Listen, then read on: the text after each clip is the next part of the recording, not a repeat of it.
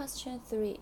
Question 3 gives you the energy band diagram shown like this, and some parameters like the electron mobility and the hole mobility and the electron lifetime and hole lifetime and the intrinsic carrier concentration.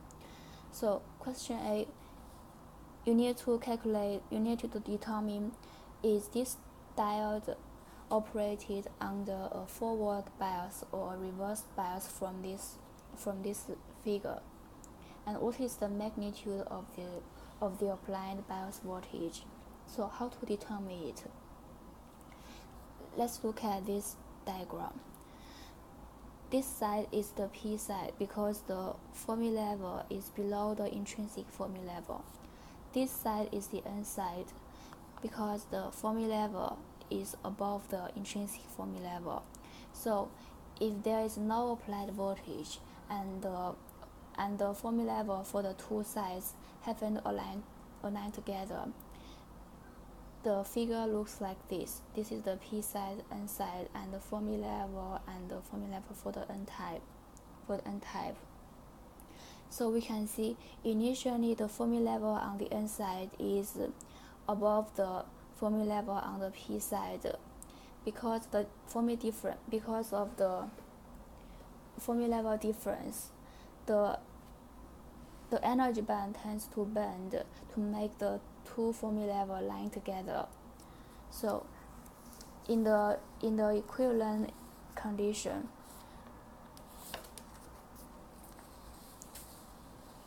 the energy diagram should look like this. For the P side there is negative charge, and for the N side there is positive charge, and the intrinsic electric field is from N to P.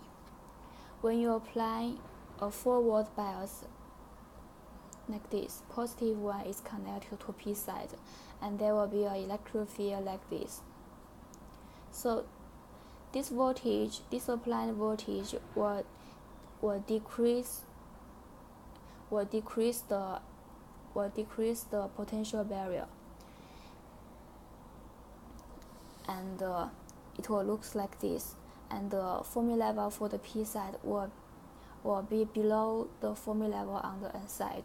However, in our question, we can see the Fermi level on the P side is above the Fermi level on the N side, which means a reversed voltage is applied here. The electric field is in this direction. It's the same with the intrinsic electric field direction. So it will increase the potential barrier. The Fermi level for the N side further decrease, and the Fermi level on the P side further increase from here to form a figure like this.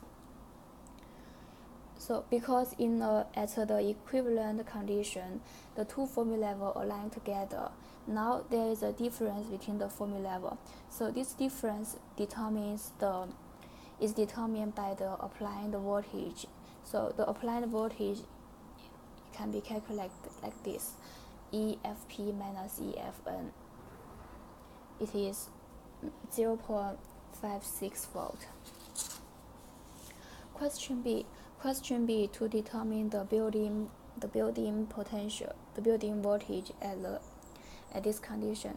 The building voltage is not determined by the applied voltage. It is only determined by the difference Fermi level for the N type and for the P type, like this.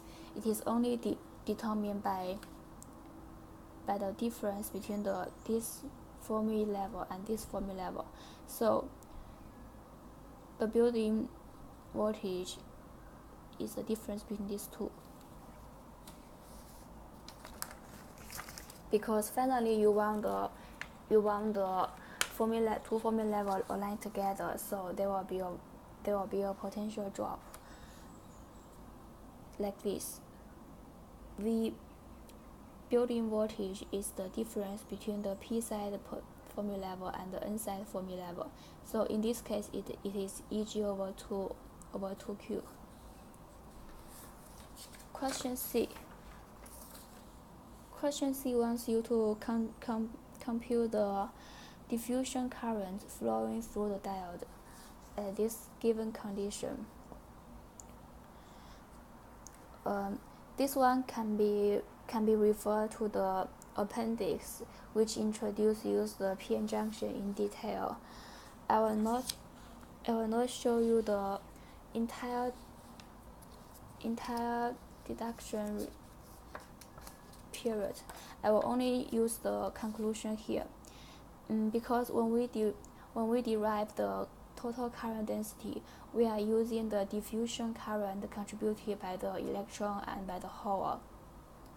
So we can use this equation to calculate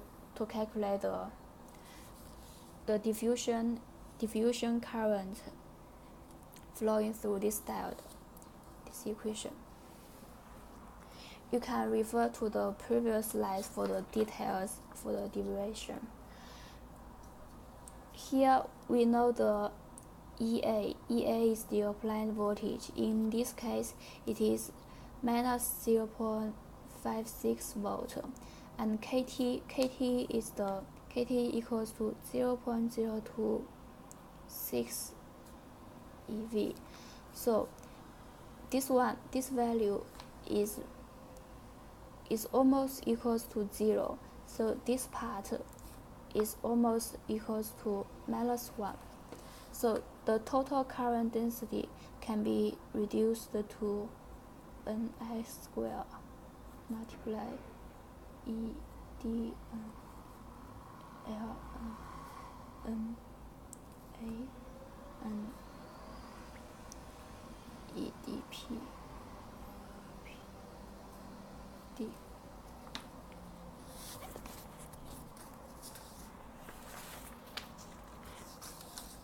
That is this equation. This is the diffusion current. This -1 comes from the exponential part. So from this equation, we can see we want to get the dn, dp, ln, lp. How to get dn? We can calculate from the Einstein equation, Einstein relationship like this. D over mobility equals kT over q. So D is the mobility multiply kT over q. Mobility is given in the question for both electron and hole. So we can get the diffusion constant for electron and for hole for the given parameters calculated like this. And once dn is known, we know the lifetime for the electron. We can get the ln like this. Here actually there's a typo. This is lp equals to square dp and tau p like this. Now we know the dn, dp, ln, lp. We can calculate the diffusion current. Question C is to want to calculate the junction capacitance under this condition. From this p-n junction, we know that in this range, this is the space charge region, and in this region there is no carrier. There's almost no carrier in this range. So this range can be treated as the dielectric region for the capacitance. Only these two sides has carrier to be moved in or to be moved out. So the capacitance length for the capacitance thickness for this p-n junction is this part. Is xn plus xp, which is given in the question, that is 2 multiplied 10 to the power minus 4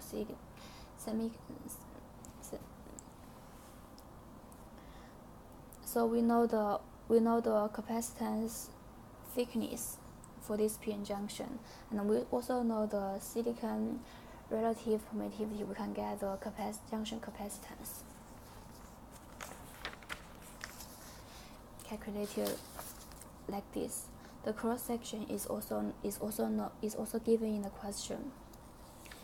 So we want here I only want to emphasize that the thickness to determine the capacitance is the central space charge region, because in this region there's no carrier can be changed, only this side. So this region can be treated as dielectric part.